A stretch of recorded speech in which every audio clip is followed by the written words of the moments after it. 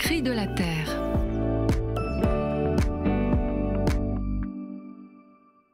Le 23 octobre eut lieu à Rome un événement œcuménique auquel un représentant du mouvement Laudato Si a participé. La célébration œcuménique en présence du roi d'Angleterre, son Altesse Charles III, et le Saint-Père Léon XIV.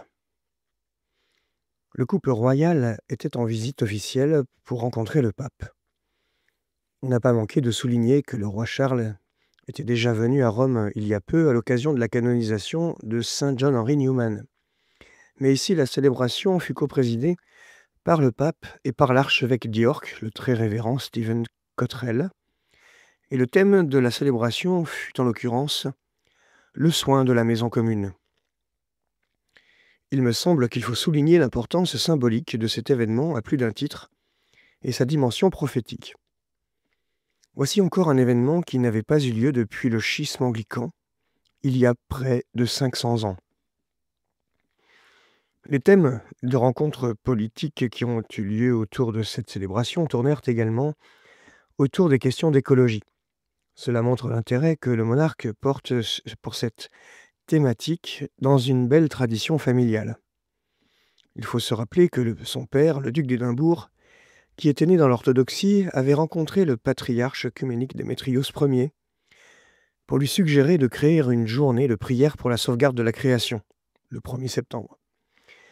Ce même duc d'Édimbourg a aussi été partenaire de la croisière verte du patriarche vert, patriarche Bartholomé Ier, en 2003 au large de la Norvège, une croisière de sensibilisation aux enjeux écologiques menée par le patriarche Bartholomé Ier. De manière plus large, notre label Église verte doit beaucoup au label Eco-Church de l'Église d'Angleterre. Peut-on dire qu'œcuménisme rime avec écologie ? Outre le fait que ces deux mots partagent même racine grecque, oikos, la maison, on peut dire que depuis de nombreuses années, l'écologie est un thème qui rassemble les églises. Je voudrais rappeler que le premier texte commun signé entre un pape et un patriarche orthodoxe fut la déclaration de Venise en 2003, justement entre Bartholomé Ier et Saint Jean-Paul II. Et ce texte portait bien sûr sur la sauvegarde de la création.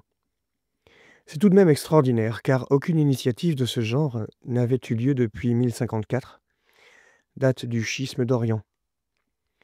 Que ce soit avec un patriarche orthodoxe ou avec un roi d'Angleterre, on le voit, la sauvegarde de la maison commune rassemble et ouvre des pistes de dialogue et de coopérations inédites. En effet, quoi de plus commun et de plus universel à notre commune humanité que cette planète sur laquelle nous habitons ? Enfin, je souligne un dernier aspect important. La théologie de l'écologie ou écothéologie est née au début des années 1970 dans un contexte complètement œcuménique. Elle est restée à ce jour. C'est un domaine qui s'y prête et qui rassemble de par le monde de nombreux théologiens qui travaillent toutes ces questions en œcuménisme. Faire autrement ne viendrait même pas à l'idée et serait un non-sens.